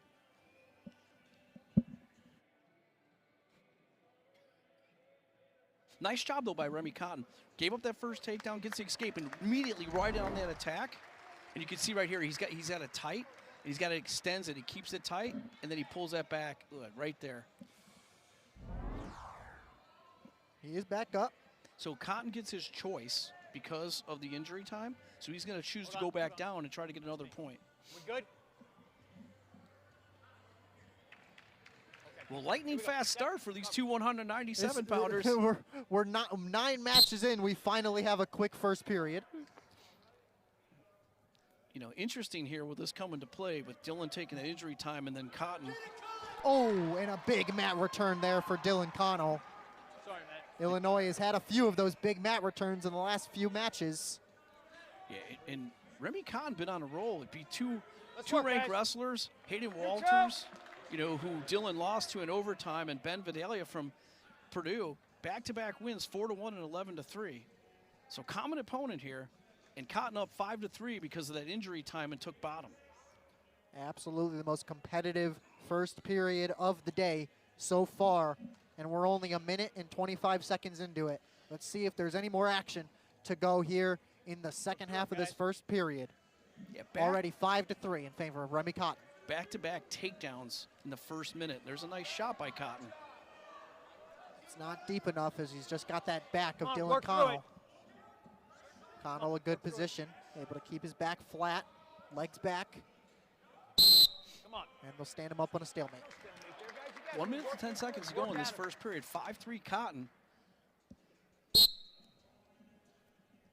Cotton looking to give his big heavyweight a chance to win the duel for Rutgers. And they need this match. And Hunter Katka ranked 19th, Boersma unranked. Will it come down to the last one, or can Dylan Connell seal the deal for the Illini? Boersma, the backup heavyweight for Illinois, Luke Luffman out with an injury. That's a big spot for Illinois and their backup heavyweight wrestler. Come on. Dylan Connell wrestling a little flat-footed here. I don't know if that knee's bothering him, but Yeah, this second half of this first period has definitely been a lot slower. yeah, I'm extremely interested as this match goes on if that injury time plays into that 1 point. Good defense there by Dylan Connell. That was a deep shot attempt by Cotton. What are we doing here? Come on, guys. Pick it up. 10 seconds. Let this last 5 seconds here play out. Dylan Connell looking at the clock, and it's going to 5-3. That'll be the end of the first. Very eventful first minute of this match. Yeah. And then it slows down after that knee injury. So the fact that Rutgers has his choice here in this period is key. Cotton gets up now. It's 6-3, and that next takedown is going to be so crucial. Cotton gets up here. It's going to be crucial for Dylan Connell to be able to get that next takedown and take bottom in the third period. If not, Cotton controls his own destiny. Neutral. So now Cotton leads 6-3. What do we got, guys? Come on. You get a finger? Just watch it. Remy Cotton from both Davison do it. High School. Powerhouse there in Traverse City, Michigan.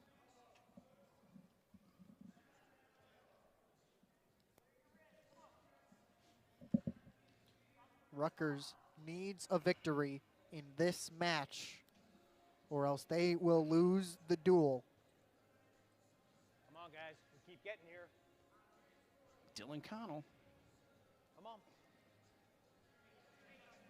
needs to open up here a little bit. He struggled in the third period in the last 2 matches he had. He's lost in overtime, then gave up a takedown right at the end.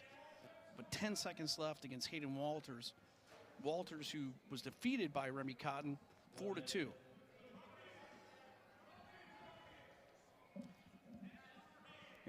And Dylan 6-3 here. We still got a minute to go. Dylan's definitely going to take down, but this next point is so crucial.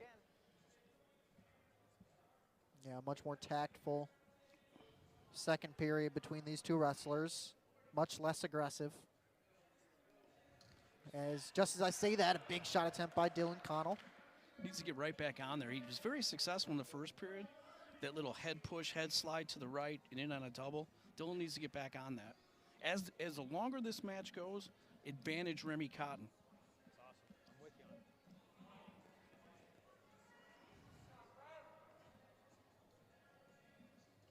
Come on, guys. Action. Now a deep shot attempt by Remy Cotton, defended nicely by Dylan Connell. Dylan's going to get hit for stalling here. Yep. You Nope, got they go out of pushing on bounds red. first, Warning. and they will give a warning Red. to Warning. Dylan Connell. Push. Stay in bounds, guys. And there was just some pushing there, but that's the right call. They've been calling it the whole time. Okay.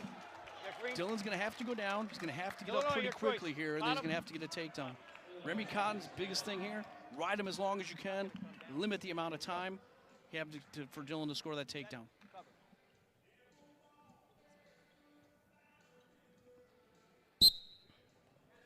Cotton doing a great job, though, after giving up those first points, just being in control. Oh, and a big mat return for Rutgers. Dylan loves this switch situation.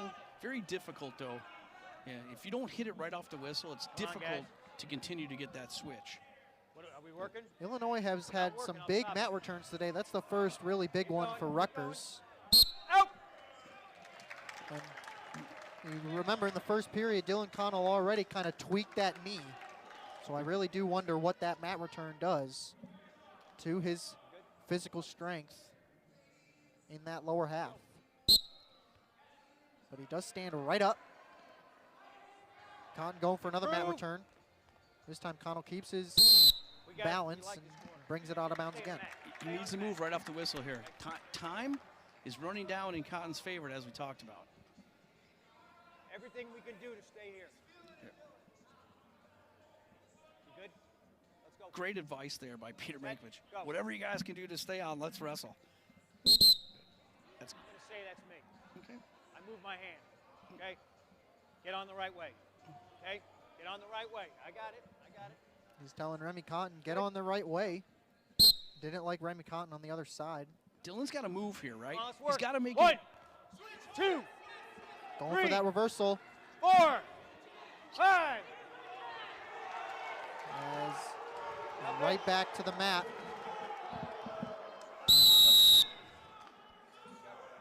Yeah. Stall call. They'll call a stall He wasn't on above Remy the waist. Cotton. He was down. And 1. And a point for Dylan Connell. Point for Dylan Connell with came locked up. hands. Never The came issue up. is that 1 point now is so crucial because Dylan was trying to go for a reversal. 2-point reversal does nothing until he got that point. Uh-oh. And a very big re-attack for Remy Cotton. That was phenomenal by Remy Cotton. Dylan Connell hadn't even turned his back. But now, Guys, Coach Scott Goodale problem. We're going to look at it. just basically charged at Matt Zietz. He is The issue is really mad at something. The issue is was it an escape and a takedown? Did they clear before he went in for the takedown? That's the issue. The issue is, was it clear and was it really 1 and 3? Well, my question is, they gave him the 3-point takedown. Why is Scott Goodale the one upset about that? Well, because they're looking at it. They're not sure if they're going to give it to him. So we see the takedown, but did he reward 1, and was it soon enough to award 1? I mean, I don't know about you, but I saw that green hand go up with the 1 point. I 100% agree, but was there clearance? Was there space? And that's exactly what Remy Cotton did to get the first takedown. Yeah, Never really released and just came right back at him. So the point was, is it a takedown or reversal? We'll have to take another look at that escape for Dylan Connell. Either way, it's an advantage. Here it is. Yeah, we're missing a tiny bit. It needs to go back about 10 seconds. But great job by our replay crew to try to get that. Yeah, it's coming. No worries. Here it is. This is the whole thing. So he gets out, and that hand goes up, but that hand goes up definitely before or after he's already down on the ground again. If they don't give him 3, Dylan's going to have to go back down on the bottom. And that's what Scott Goodale is upset about, because he wanted the 1 and 3. And here it is. Here's the call. Scoring. No score. So Dylan Connell still goes down 6-4. It's a 6-4 match. And after looking at that replay, now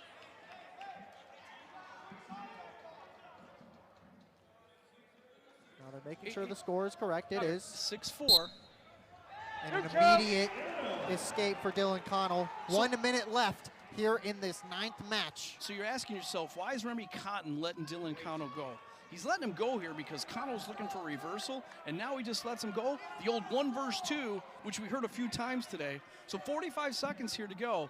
Remy Cotton with a 1-point lead against Dylan Connell. But Cotton has to go. He's already been called for a stall. Can't get called for another one because that would tie the match up as well. 30 seconds to go.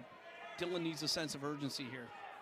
Don't know if that knee's bothering him to pull that trigger, but time just keeps wearing down. That was a weak shot attempt. Didn't really get deep at all.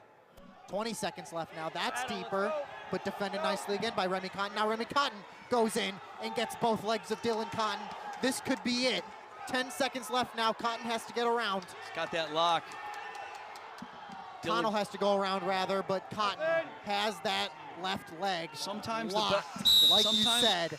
And Remy Cotton comes away with the 6-5 decision victory and keeps the Scarlet Knights in this duel.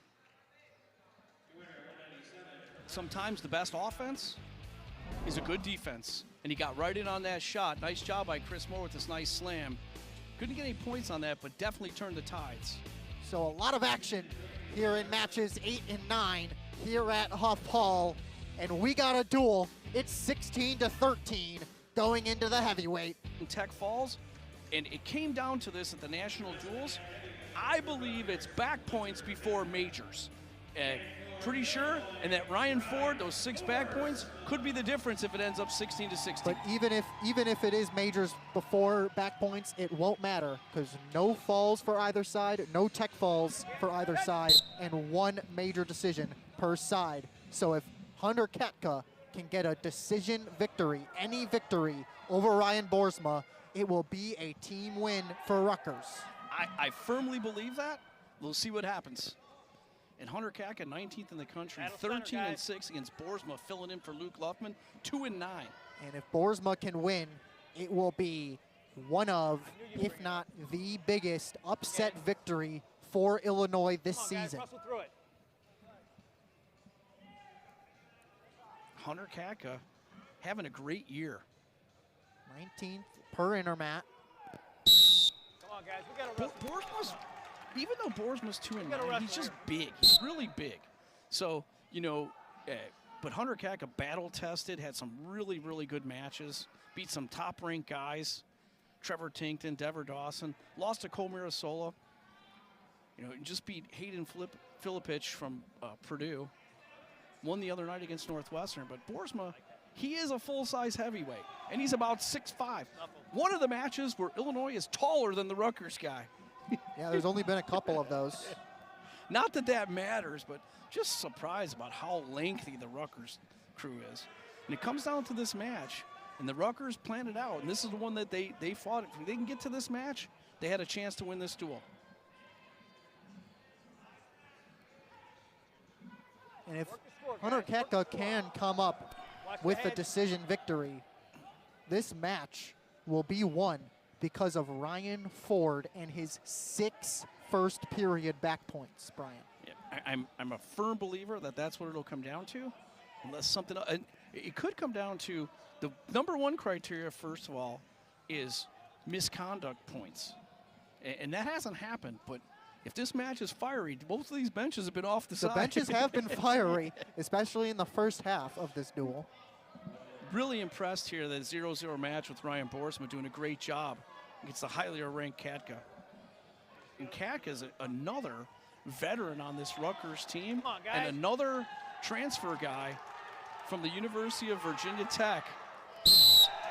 That's some physicality out of Ryan Boersma, the redshirt junior out of Shanahan, Illinois.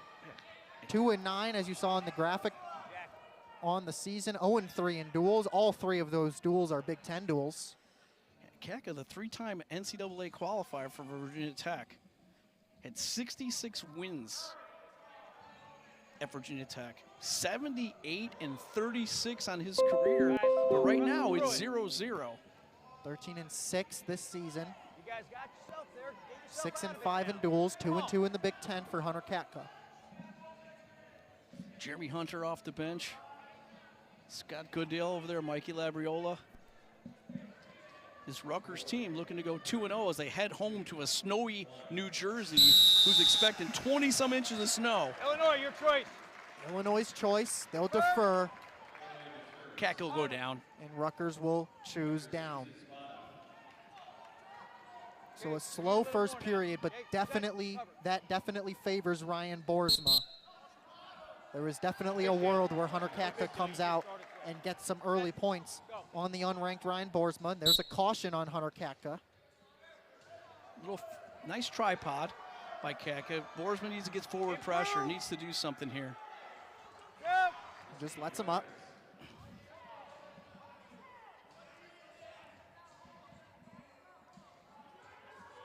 Zero, 1 minute and 40 seconds to go. 1-0. Hunter Katka did get the escape. We are in the second period. 3.5 minutes to decide the winner of this duel, Tony. And it always seems it comes down to this. Every time we're on the call, we always get the close ones. Guys, I got nothing here. Come on. Wrestle through it. You know, the thing about Ryan Boersma, he's so tall and big. He's a really good counter defense wrestler if he can get those legs back. But you know, they're kind of scouting this out. You know, Scott Goodale up on the bench here, a little frustrated. You know, they might have scouted it out and say, hey, we don't want a bad shot. Ryan Boersma, the transfer from Triton College. Yeah, before that he was at Missouri, and he wrestled at Mount Carmel. He was a 3-time state champ in high school. Went to Missouri and found his way to Triton and found his way back here to Illinois, where he's wrestled so many big matches right across at the State Farm Center. No shot attempt for Ryan Boersma so far, but he has controlled the hand fighting. But Hunter Katka up 1-0 after escaping immediately off the referee's position. Top of the head. 25 seconds to go. Decide the match, decide the duel. Ryan Boersma just kind of standing straight up. He's very tall. Yeah, it'll be interesting in the third period. I mean, Boersma's definitely going to go down. I want to see if Katka can hold the big man down. He's done a great job. Scores a lot of points. So far in this match, hasn't been able to muster anything but an escape. No real shot attempts either for either side. Illinois, your choice. This has been a very slow, defensive, tactical, hand-fighty match. And here we go, Okay, one period to determine the duel. Coach Hunter halfway down the mat screaming at Ryan Boersma. If Hunter Katka rides Ryan Boersma out for 1:10, he wins the match. And here's the thing, Ryan Boersma has to keep that position and come up. Once he gets flat, big advantage Katka. Working a 2-on-1 wrist ride here, what they like to call a Blair ride.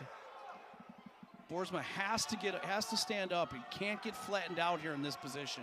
But Katka has both hands on that right wrist of Ryan Boersma. Boersma trying to break that grip, trying to get to his feet, trying to make a tripod. Keep working, guys. Katka doing a great job here trying to clip that ankle. He's in control. That's a tough stall call. Stall warning for Boersma. Keep working, guys. Riding time now up to 40 seconds for Katka. Katka's got him flattened out, and that's the position he wants to be in. This is a very precarious situation for Illinois and Ryan Boersma. Looking for a stalemate here. If I'm a Illini Boersma, I need a stalemate. He's approaching that minute riding time. There's that minute. So now Hunter Katka up 2-0. Red. And they'll call a stall on Hunter Katka. But he's got the So minute. no point, but he's got a 2-0 lead, but they will go back to referee's position. So Boersma with 44 seconds left, another opportunity to get a 1-point escape, but now he needs a takedown as well. It was the right call to get him. Nice job. He needs to turn inside. Keep turning in. And a great return to the mat by Hunter Katka. He went for a cradle, and there was no chance in the world he was going to get one. Riding time is secured for Hunter Katka, and Ryan Boersma, time is running out for the Illini. 16 seconds left now. He needs to get up and take a takedown. He's got a tripod. They call the hands locked. He gets up. He gets the takedown. Now he gets the escape. Now he needs the takedown. It's going to be 2-2. He's trying to shake him off. But Hunter Katka grabs that ankle. It should be 2-2 with the locked hands. They call the locked hands on Hunter Katka, so the score is now 2-2. It's locked hands and riding time. We had locked hands. Okay, one. Hunter Katka gets the riding time point, We had an escape.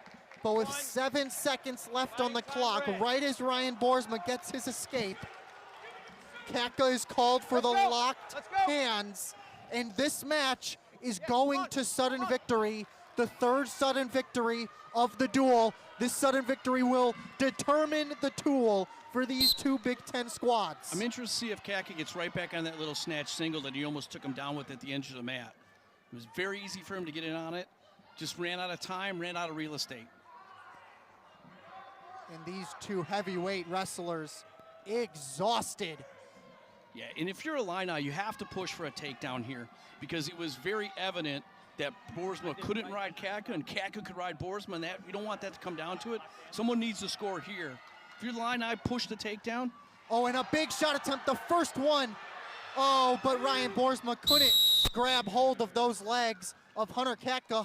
Katka just able to sprawl out of it. Turnaround on Ryan Boersma, picks up the sudden victory win. And Rutgers, even though the score is tied 16-16, Rutgers picks up the dual victory. Is it official? Is it official? We will hold to make sure that Rutgers has won. But it is... Comes down to criteria. It will come down to a tiebreaker. We will make sure the tiebreaker is correct before we say anything, but right now we think Rutgers has won due to back points.